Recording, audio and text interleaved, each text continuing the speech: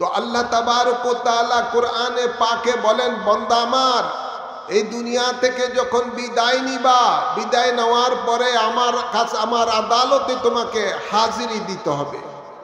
সেই হাজিরি দেওয়ার পূর্বে তোমাদেরকে নসিহত করতেছি, তোমরা যারা দুনিয়াতে আছো, তোমরা যাওয়ার, আমার কাছে হাজিরি দেওয়ার পূর্বে তোমরা কিছু আমল করো। তোমরা আমল করো। কি আমল করো? আল্লাহ বলেন, ফামান কানা ইয়ারজু লিকা রাব্বিহি ফালিয়ামাল আমালান সালিহান। সুবহানাল্লাহ বলেন। তোমরা যারা আমি আল্লাহর সাথে দেখা করার ইচ্ছা রাখো, আল্লাহ বলেন তোমরা আমল করো, নেক আমল। সুবহানাল্লাহ বলেন। কি আমল? জোরে বলুন না, কি আমল? নেক আমল হলো কি? নেক আমল হলো লাকাদ কানা লাকুম ফি রাসূলিল্লাহি উসওয়াতুন হাসানা। সুবহানাল্লাহ বলেন। নেক আমল হলো, আল্লাহ বলেন নিশ্চয়ই তোমাদের জন্য রয়েছে আমার রাসূলের মাঝে শ্রেষ্ঠ আদর্শ। রাসূলে পাকের আদর্শকে অনুসরণ অনুকরণ করাই হলো নেক আমল। রাসূলে পাক সাল্লাল্লাহু আলাইহি সাল্লামের আদর্শের মধ্যে নামাজ আছে না নাই? জবান করে বলেন, আছে না নাই? মাহে রমাদানের রোজা আছে না নাই? যাকাত আছে না নাই? হজ আছে না নাই? টুপি আছে না নাই? দাড়ি আছে না নাই? মেসওয়াক আছে না নাই? সব কিছু রয়েছে। রাসূলে পাক সাল্লাল্লাহু আলাইহি সাল্লামের আদর্শ কি? মা আয়েশা সিদ্দিকা রাদিয়াল্লাহু তাআলা আনহা বলেন, হে নবীর উম্মতরা, আমার নবীর আদর্শ কি জানো? আমার নবীর আদর্শ হলো কোরআন। সুবহানাল্লাহ বলেন না? নবীর আদর্শ হলো কোরআন। আর এই কোরআন কার কালাম? জবান খুলেন না, কার কালাম? এই কোরআন হলো আল্লাহর কালাম। যালিকাল কিতাবু লা রাইবা ফীহি হুদাল লিল মুত্তাকিন। এই কোরআন হলো আল্লাহর কালাম, এর মধ্যে কোনো সন্দেহ নাই। আর এই কোরআন তাদেরকে হেদায়েতের পথ দেখাবেন যাদের অন্তরে তাকওয়া আছে। সুবহানাল্লাহ বলেন না?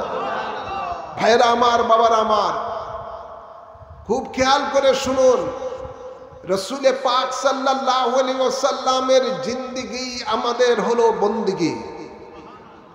রাসূলে পাকের জিন্দেগি হলো আমাদের জন্য বন্দেগি। রাসূলে পাক সাল্লাল্লাহু আলাইহি ওয়াসাল্লাম এমন কোন দিক নাই যে দিকের দিক নির্দেশনা উম্মতকে দিয়ে যান নাই। নবী পাক সাল্লাল্লাহু আলাইহি সাল্লাম বলেন, বিদায় হজের ভাষণে নবী বলেন, উম্মত, আমি তোমাদেরকে দুইটি জিনিস দিয়ে যাচ্ছি। এই দুইটি জিনিসকে যদি তোমরা অনুসরণ অনুকরণ করো, কখনো পথভ্রষ্ট হবে না। এর একটি হলো আল্লাহর কালাম কোরআন, আরেকটি হলো আমার জীবন আদর্শ। সুবহানাল্লাহ বলেন। এই দুইটি জিনিসের মধ্যে মানব জাতির জন্ম থেকে মৃত্যু পর্যন্ত যত দিক আছে, সর্বদিকের দিক নির্দেশনা আল্লাহ ও রাসূল দিয়ে গেছেন। দুঃখজনক হলো সত্য, আজকে আমরা মুসলমান বহুত আছি বাংলা জমিনের মধ্যে, কিন্তু খাঁটি ইমানদার মুসলমানের বড় অভাব। এই দুইটি জিনিস থেকে মুসলমান আজকে দূরে সরে গেছে। এই দুইটি জিনিস নিয়ে রাসূলে পাক যখন এই পৃথিবীর মধ্যে এসেছেন, আর আইয়ামে জাহিলিয়াতের বর্বর জাতির সামনে যখন এই দুইটি জিনিস উপহার রাসূলে পাক দিলেন, তখন ওই জাহিলিয়াতের যুগের মানুষগুলো হয়ে গেল পৃথিবীর মধ্যে সোনার মানুষ হয়ে পরিণত হলো। ঠিক না ঠিক? ভাইরা আমার, সেই বর্বর জাতির মানুষগুলো এমন মানুষ হয়ে গেছে যারা এই দুইটি জিনিসকে জীবনের মধ্যে ধারণ করেছেন। আল্লাহ এদের সম্বন্ধে বলেন যে রাদিয়াল্লাহু আনহু ওয়া রাদু আনহু, আমি আল্লাহ স্বয়ং তাদের উপরে খুশি, আর তারাও আমি আল্লাহর উপরে খুশি। আমরা আল্লাহকে খুশি করতে চাই কি চাই না? জোরে বলেন। ভাইরা আমার, যাদের উপরে আল্লাহ খুশি, যাদেরকে আল্লাহ তাবারক ওয়া তাআলা জান্নাতি বলে ঘোষণা দিয়েছেন তার হাবিবের মাধ্যমে, সেই ব্যক্তিদের ব্যাপারে আল্লাহর নবী বলেন, উম্মত, আমার সাহাবীরা হলো as-সাহাবী কান-নুজুম বিআইহিম ইক্তিদাইতিম ইহতিদাইতিম। আল্লাহ নবী বলেন উম্মত যাদের উপরে আল্লাহ রাজি, আল্লাহ খুশি, এই সমস্ত ব্যক্তিদের ব্যাপারে নবী বলেন উম্মত তারা যারা আমি রসুলকে সচক্ষে দেখে আমি রসুলের অনুকরণ করেছেন, ইত্তেবা করেছেন। আল্লাহ নবী বলেন উম্মত কিয়ামত পর্যন্ত তোমাদেরকে নির্দেশ দিচ্ছি আমার সাহাবীরা হলো তোমাদের জন্য আকাশের নক্ষত্র স্বরূপ। নবীজি বললেন আমার অন্যান্য উম্মতের মধ্যে আর আমার সাহাবীদের মধ্যে পার্থক্য কতটুকু? আমার অন্যান্য উম্মত, সারা বিশ্বের উম্মত, উহুদ পাহাড় পরিমাণ যদি স্বর্ণ দান করে আল্লাহর রাস্তায়, মুসলিম শরীফ, উহুদ পাহাড় পরিমাণ স্বর্ণ যদি দান করে আমার সাহাবীদের 1 দিরহামের সমান হবে না। সুবহানাল্লাহকে জোরে বলা যায় না? বড় দুঃখ মনে। আপনি এই আমার ডায়েরি নিয়ে আসেন, নতুন ডায়েরি নিয়ে আসেন। এই সফরে যে 2টা গজল লেখা হয়েছে এটা কম আছে, আকীদার গজল, আলহামদুলিল্লাহ 2টা আকীদার গজল লিখে নিয়েছি, কোরআন হাদিসের দলিল সহ, আলহামদুলিল্লাহ।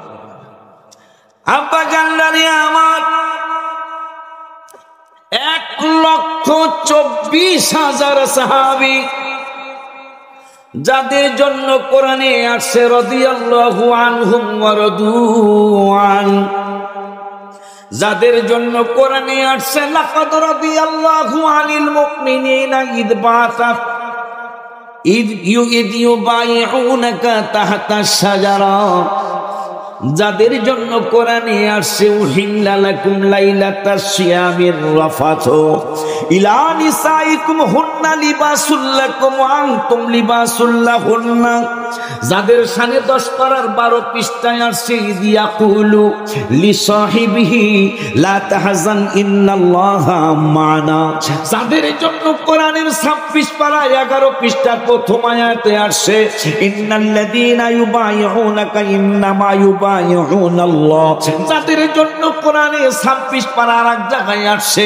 ইয়াদুল্লাহি ফাওকা আইদিহিম, ওই সাহাবীরা 1,24,000 রয়ে গেল দুনিয়ার জমিনে। তাদের ইন্তেকাল মোবারক পর্যন্ত একজনও আমার হাবিবের দোষ খুঁজে পেল না। মারহাবা কি জোরে বলা যায় না? একজন সাহাবী পাবেন না, একজন, শুধু আমার হাবিবের সম্মান। নবীর তো কোনো দোষ নাই, বলবে কি? আজকে আপনারা কারা ওই নবীর টুপিটা মাথায় দিয়ে, ওই হাবিবের দাড়িটা মুখে রেখে, ওই হাবিবের পাঞ্জাবিটা শরীরে পড়ে সবিরোধী কথা বলছেন? মানুষ একটু শুকরিয়া আদায় করে। আমি দেখছি 10 টাকার চার পোষে ভোট দিয়া দেয়, কথা পায়। ওই যে শুকরিয়া ফতেপুর বাজার খায়, খাননি একটা চা খান, কথা পায়। খরচ হইল পোষ 5 টাকা, চা 5 টাকা, লাল চা, কোনো বদের চা। যাওয়ার সময় কানে কানে একটু খেয়াল রাখেন, একটু খেয়াল রাখেন। এই লোকটা 10 টাকা খায়া বিপদে পড়ে গেছে। লোকটা আমারে চাও খাওয়াইছে, বিস্কুটও খাওয়াইছে, খরচ কিন্তু 10,000 না, কিন্তু 10 টাকায় খুশি হইয়া ভোটটা কিন্তু দেয়া হয়েছে। আমার রসুলের এই টুপি ছাড়া কি কোন ইমামের ইমামতি চলবে? আমার হাবিবের দাড়ি ছাড়া আপনি দাড়ি সাইছিয়া সামনের জুমায় যান না, 4 দিন পরে তো জুমা, কথা পায় না।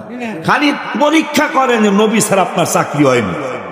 আপনি খালি পরীক্ষা করেন আগামী জুমায় দাড়িটা সাইছিয়া যাইবেন। সার্টিফিকেটের জোর যে আমার জোর, যে সার্টিফিকেট আমার, আমি ল পর্যন্ত পাস করছি, ইঞ্জিনিয়ার হয়েছি, প্রকৌশলী, এলএলবি, 4 বিষয় টাইটেল পাস।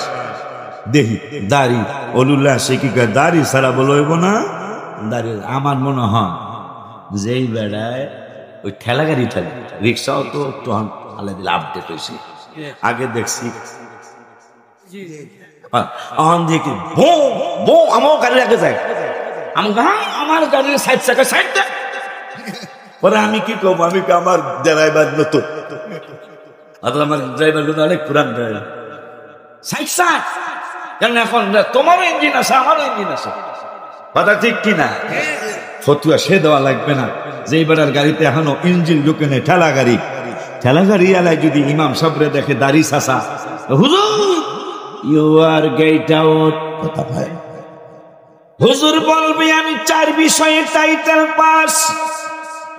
ঠেলা গাড়ি আলা ভাইজান বলবে হুজুর 4 বিষয়ে টাইটেল পাস শুধু নয়, আপনি যদি ডক্টরিয়েট করেন, থিসিস করেন, আপনার চাকরি নাই, সভাপতি লাগবে না, সেক্রেটারি লাগবে না, আমি আপনাকে বিদায় করে দিলাম। রাগ হয়ে আসছে, সভাপতির বাসায় যাবে। সভাপতির বাসায় যাওয়ার আগে বাজারে আব্দুল কাদের মিয়া কয়, আমনেরে এইরকম মানে আমাকে ইমামের মতো দেখা যায়, দাড়িটা যেহেতু নাই, আসলে কি কয়, হ্যাঁ আমি এই মানুষ হই। কই যান সভাপতি? কয় সভাপতির বাসা লাগবো না, আমি মুসল্লি হয়ে আপনার বিদায় করে দিলাম। কয় কেন? কারণ হইল নবীজির দাড়ি নাই। মানুষ তো একটু শুকুর আদায় করে, একটা টোস্ট খায়া, এক কাপ চা খায়া ভোট দিয়ালা, আর দাড়ি টুপি জুব্বার কারণে আমার মসজিদের চাকরি। কেমনি আপনি না শুকুর বান্দা হইলেন? আপনি তো শুকরিয়া আদায় হিসাবেও নবীর সম্মান করতে না পারলেও তো অন্তত অসম্মানের কথা আপনার মুখ দিয়ে আসার কথা না, কারণ এই 3 জিনিসের উচিত আপনার চাকরি। ঠিক কিনারে বাজা? আমার নবীর শান বাড়াইছে কে? আমার নবীর জিকির বাড়াইছে কে? এখন আপনারা যদি জিজ্ঞেস করি নামাজ পড়েন কেন, বলবেন আল্লাহর রাজি করার জন্য। রোজা রাখেন কেন, বলবেন আল্লাহর রাজি করার জন্য। কোরআন পড়েন কেন, বলবেন আল্লাহর রাজি করার জন্য। জিকির করেন কেন, বলবেন আল্লাহর রাজি করার জন্য। রাত দিন এক করে দিয়ে আমার ফতেপুরের যুবক এবং প্রবাসীরা এই মাহফিল সাজাইলো কেন, বলবে আল্লাহর রাজি করার জন্য। আপনার ঘরে নিশ্চয়ই অনেক প্রয়োজনীয় কাজ রয়ে গেছে, কাজ ছেড়ে মাহফিলে বসে আছেন কেন, বলবেন আল্লাহর রাজি করার জন্য। আমরা বলি মালিক তুমি রাজি হয়ে যাও। আসমানের কুটি নাই, আসমান দাঁড়িয়ে আছে, আসমান বলে মালিক তুমি রাজি হয়ে যাও। জমিনের নিচে পানি, জমিন লড়েও না, চড়েও না।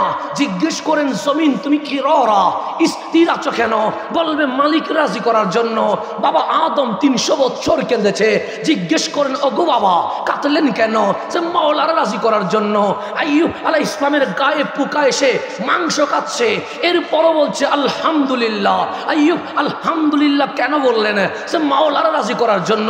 খলিল আগুনে পড়ে যাচ্ছে, হযরতে জিবরিল আমিন এসে বললেন হাল্লাকা হাজা, ওগো খলিল তাকানার, তোমার নিচে আগুন, তোমারে জ্বালায়া ফেলবে, যদি সাহায্য লাগে আমারে বলো।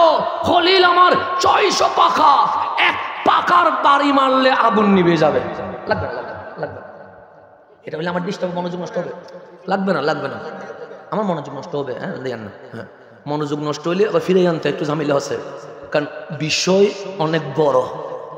বিষয়কে ঘন্টার ভিতরে সমুদ্রকে নদী বানানো যায়? যায় না। সুতরাং আমাকে সমুদ্রকে নদী না পুকুর বানাইতে হবে। তো আমাকে ওই সুযোগটা আপনারা দেওয়া লাগবে। তো সামনের 5 হাত ডানে বামে ফিরবেন না। কয় হাত? শুধু 5 হাত। ডানে বামে ফিরবেন না, শুধু আমার দিকে তাকাবেন। আমার দিকে তাকাইলে কোনো সব হয় না, তারপরেও বলতেছি তাকাবেন। কেন তাকাবেন?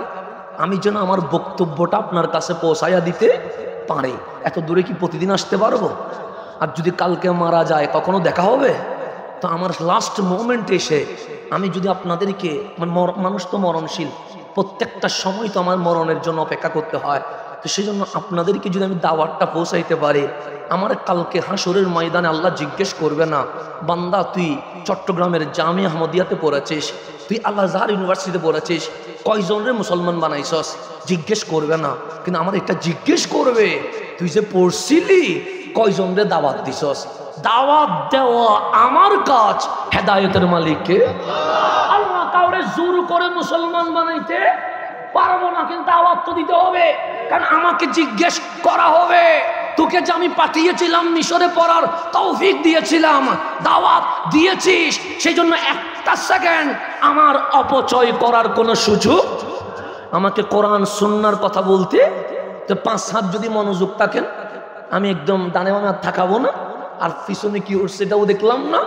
আপনাদের মনোযোগ থাকলে আমি আস্তে আস্তে করে আমার কথাগুলো কি করতে পারবো, ডেলিভারি দিয়ে যেতে পারবো, মানে আল্লাহর সামনে অন্তত একটু কিছু বলতে পারবো। মালিক ফতেপুরের জমিনে গিয়ে ওয়ারাফা'না লাকা যিকরাক, এই শব্দটা তাদেরকে বুঝিয়ে দেওয়ার চেষ্টা করেছি। অন্তত এটা আমার আমলনামা পরিষ্কার হবে। আল্লাহ যেন আমাদেরকে ভালো আমল করার তৌফিক নসিব করেন। এই পৃথিবীর মধ্যে সব চাইতে যারা আল্লাহকে বেশি ভয় পায় তারা হলো আলেম। এখন কথা হলো মাথার মধ্যে পাগড়ি লাগাইলাম, গায়ের মধ্যে পাঞ্জাবি বানাইলাম, আর আপনার মনে করতেছেন আমি বুঝি আলেম। আলেম মানে হলো জ্ঞানী। ও বাবা, মাথায় পাগড়ি লাগাইছি, আলেম হওয়ার পরও দুজুকে যাইব শুধুমাত্র আল্লাহর জাত এবং সিফত না মানার কারণে, আমার নবীর জাত এবং সিফত না মানার কারণে আলেম দুজুকে যাবে। আবার আলেম আল্লাহর কাছে সুপারিশ করবে। এখন যারা সুপারিশ করবে ওই আলেমের দাম কম না বেশি? قال النبي صلى الله تعالى عليه وسلم يشفع يوم القيامة ثلاثة الأنبياء ثم العلماء ثم الشهداء। আমার আল্লাহর হাবিব বলেন, ও পৃথিবীর মানুষ, যারা আলেম হবে তারা হাসরের মাঠে সুপারিশ করবে, যারা শহীদ হবে তারা আল্লাহর দরবারে সুপারিশ করবে, যারা নবী হবে তারা হাসরের ময়দানে সুপারিশ করবে। এই জন্য আমার যুবক ভাইয়েরা, ইলম শিখতে হবে। আপনি সব জানেন এমন কোনো কথা না। আমার চাইতে বড় আলেম আছে না নাই? আরো জোরে কোন আছে না নাই? ওই আলেমের চাইতে আরো বড় আলেম আছে না নাই? ও বন্ধুরে আমারে বলেছেন এলেম শিকার গুরুত্ব। একদিন মুসা নবী চলে গেলেন তোর পাহাড়ে, আমার আল্লাহরে গিয়া ডাক দিলেন, আমার আল্লাহ ডাকের জবাব দেয় না। এবার আমি মুসা নবী কই, আল্লাহ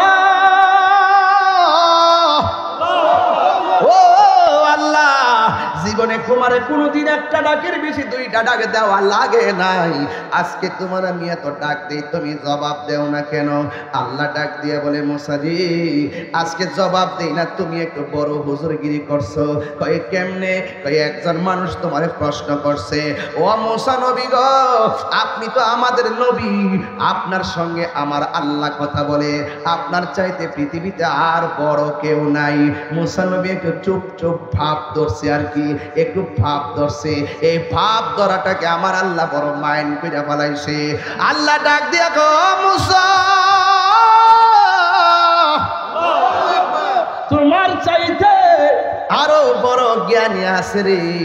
মুসা নবী বলে, আল্লাহ এত বড় জ্ঞানী মানুষটা কোথায়? আল্লাহ ডাক দিয়ে কয়, তুমি কিনো ওই লোকটারে দেখতে চাও?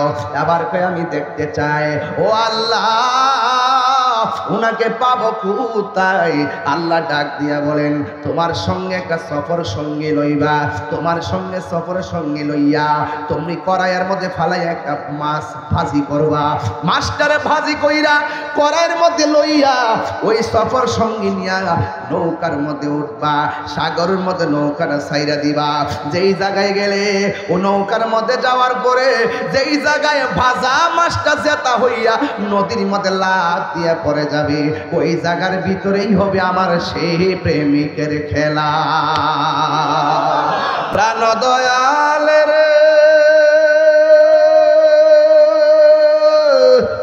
আর পরীক্ষার সময় নাই, খরজুরে ক্ষমা চাই, শেষের খেয়া না নিলাই আমারে। আমার দিন কি এমনি যাবে, লোকে তোমায় কি বলিবে? আমার দিন কি এমনি যাবে, লোকে তোমায় কি বলিবে? এ দুঃখ রইল ফতেপুরবাসীর অন্তরে।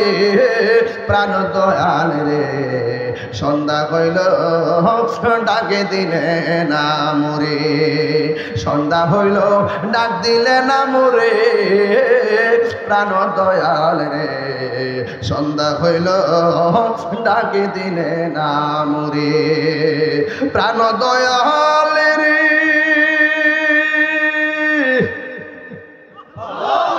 বর্তমান পৃথিবীর 356 জন ওলি আল্লাহগণের নিয়ন্ত্রণে আছে এবং কিয়ামতের আগ পর্যন্ত থাকবে। যেরকম সুবহানাল্লাহ।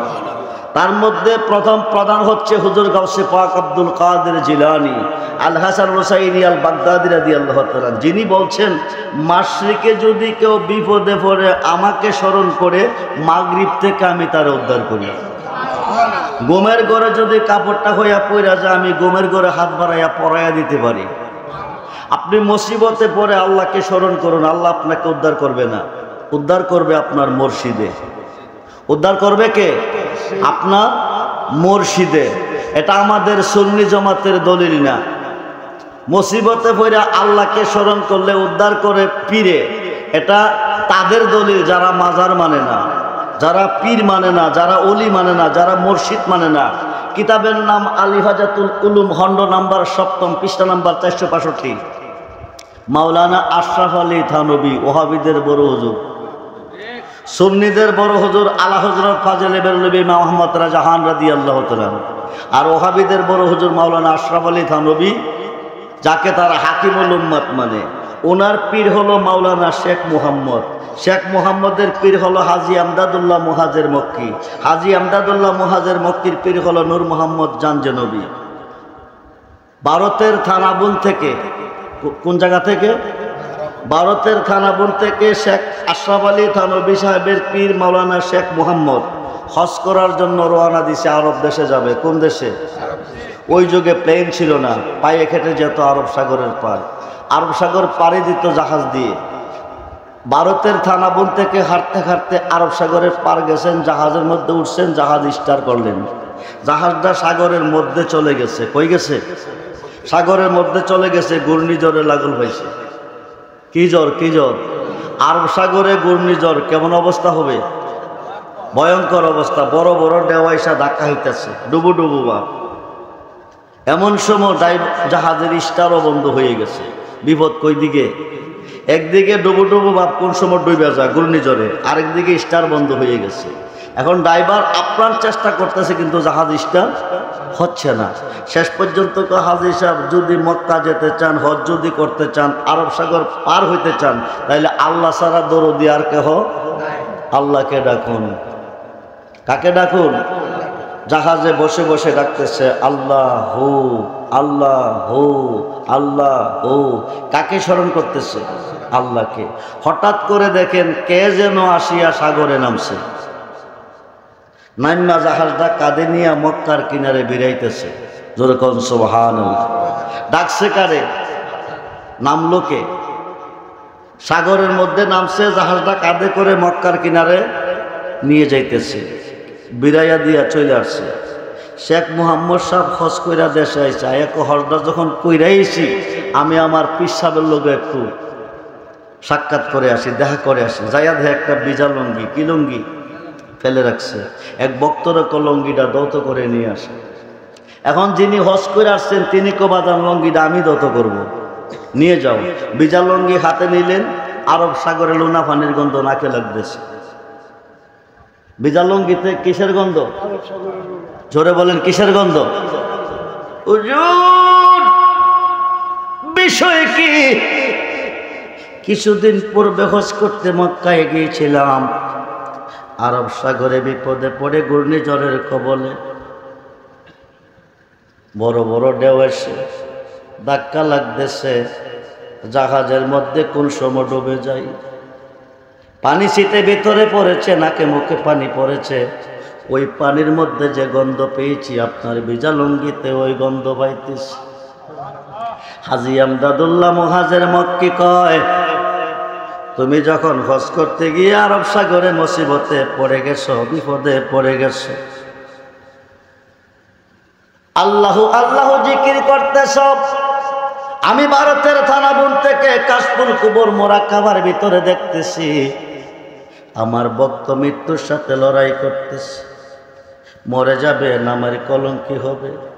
ভারতের থানাবুন থেকে একটা লাভ দিছি, আরব সাগরে গিয়া নামছি। আরো আসতে কোন? ভারতের থানা, ভারত থেকে আরব সাগর কয় মাইল? জোরে বলে। হাজার হাজার মাইল।